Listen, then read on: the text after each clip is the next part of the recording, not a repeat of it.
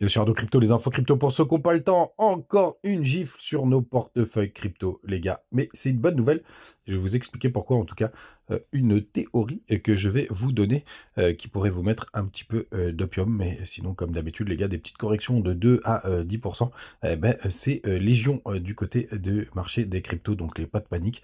Tout va bien, même si ce matin, c'est vraiment l'hécatombe. On a une map qui est rouge sang. C'est vraiment dégueulasse avec un BTC qui est à 67 700 allez, 800 dollars qui perd 2,5%. Ether qui commence à titiller les 3500 dollars. On perd 3,5%. On a BNB, lui, qui perd 7%. Il avait pas mal performé depuis son ATH. Il s'est fait rejeter. Sur le reste de la map, on perd de 2, de 3 à 4% un peu partout, comme NIR, par exemple, qui perd 4%. On a PP, lui, qui perd aussi 8% dans le bas du top 50. On a Phil STX qui perd 7,5% et 6%. On a quand même Ingentive Protocol qui est dans le vert, qui fait un plus 5%. WIF perd 5,5%. Et on a Floki à la 8e position qui perd 8,4%.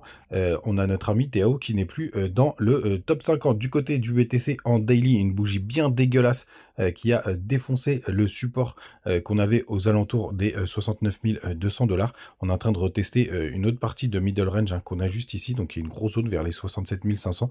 On s'est pile arrêté dessus.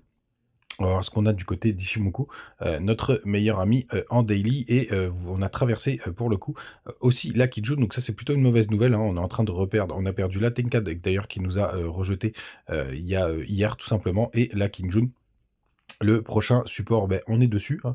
Il y a un petit support intermédiaire là où on est à 67 500 dollars. Et si on a besoin d'aller plus bas, on a aussi la trendline qui se situe vers les 67 000 dollars si on va aller chercher aujourd'hui, un peu enfin dans ces alentours. Et après, le gros du support est aussi avec quand même pas mal de liquidités qui se situe aux 64 700, 800 dollars. Je vous l'avais dit dans des précédentes vidéos. On a même ce gros plat du nuage qui fait office de support. Ce qui est un peu emmerdant et qui est pas très joli, c'est que pour l'instant, on fait un double top, hein. Vous le voyez juste là. C'est pas très très beau, mais regardez, ça invalide pas la grande figure d'épaule, tête-épaule. Donc là, vous avez l'épaule, la tête.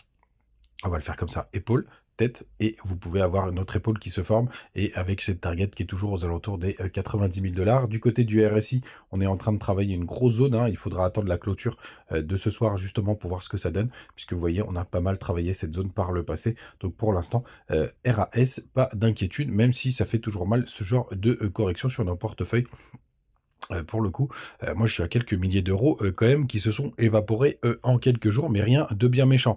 Du côté des autres indicateurs, on a ETH face à BTC qui continue de baisser. On est en train de travailler le support, hein. On pourra aller même en dessous avec une mèche, ça me poserait aucun problème. Donc ça c'est plutôt cool que ça se dégonfle de ce côté-là, et du côté notamment de la Bitcoin dominance. Je suis repassé en weekly parce que en daily, pour le coup, je vous l'avais dit, il y a pas mal de faux signaux parce que c'est quand même une trendline qu'on tient depuis 2022, hein, de mémoire. On va enlever les pubs à la con.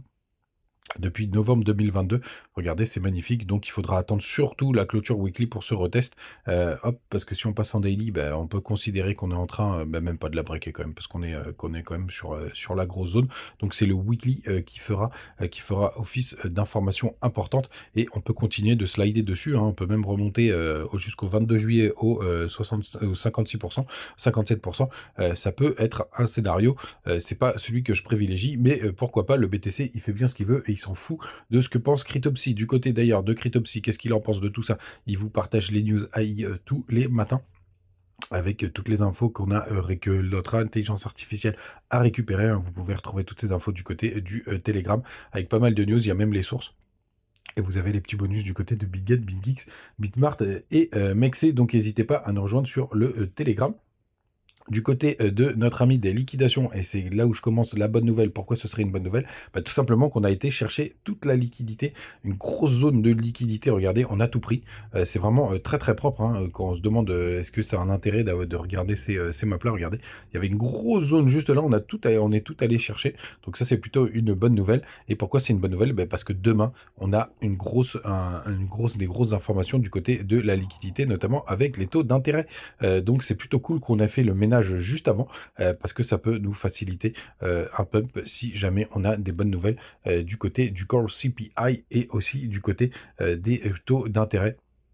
Tout simplement, donc entre 14h30 et 8h30, parce qu'après, non, il parle pas, notre ami, si FOMC Statement, je crois que c'est lui qui est c'est Jérôme Powell, qui parle, pour le coup, ah bah non, c'est la conférence de presse du FOMC, pour le coup. Donc ça va être une après-midi qui va être vraiment sous haute tension et je suis content qu'on ait été chercher les poches de liquidité, bah, tout simplement parce que les prochaines, bah, elles se situent, plus haut, elles se situent au-dessus des 72 000 $. Donc ça, c'est plutôt chouette, bien évidemment, c'est de la spéculation, toujours pas de boule de cristal.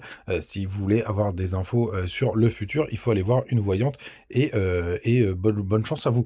Du côté des liquidations, il y a eu 169 millions, hein, donc c'est quand même un joli petit pic hein, sur ce move. Mais ce qui est très très intéressant, c'est qu'il y a eu moins de liquidations sur, sur ce move que, sur, la bougie qu'on avait eue, juste précédemment, hein. Tous ceux qui se sont, précipités, pour rentrer, pour, viser un breakout. Donc c'est assez intéressant, même bougie et pourtant il y a 2 fois moins de liquidation. Donc on va voir bien évidemment, ce que ça va, donner. N'hésitez pas à venir du côté de Twitter, encore des petites news, en direct live, tous les jours en plus du Telegram. Vous savez tout, vous avez même le TikTok. Les gars, n'hésitez pas à utiliser les petits bonus. Pas besoin de faire une grosse vidéo. On va attendre ça, je pense, ce qui se passe du côté du FOMC, des taux d'intérêt, etc. Demain. Et je vous oublie pas pour le top 5, ça commence à devenir hyper intéressant parce qu'il y a pas mal de cryptos qui se font défoncer. Et à demain l'équipe, ciao.